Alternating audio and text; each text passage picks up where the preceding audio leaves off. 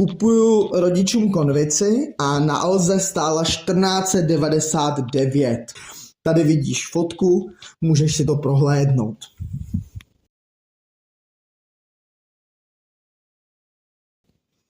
Alza tvrdí, že srovná nabídky relevantní konkurence. Už to slovo relevantní ve mně vyvolává zvracení. Třeba TS Bohemia není relevantní konkurence. Proč? Tomu nerozumím.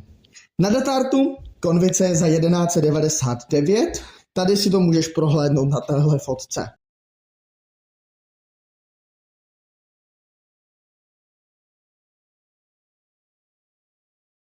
Víš, co mi napsala Alza?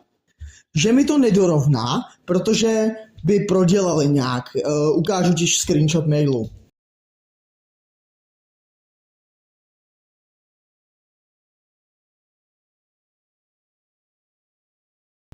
A vsadím se s tebou, že v pondělí ta konvice na Alze bude levnější. Že prostě se náhodně zlevní. A nakoupím si ji u Datartu, protože Alza je pěkný.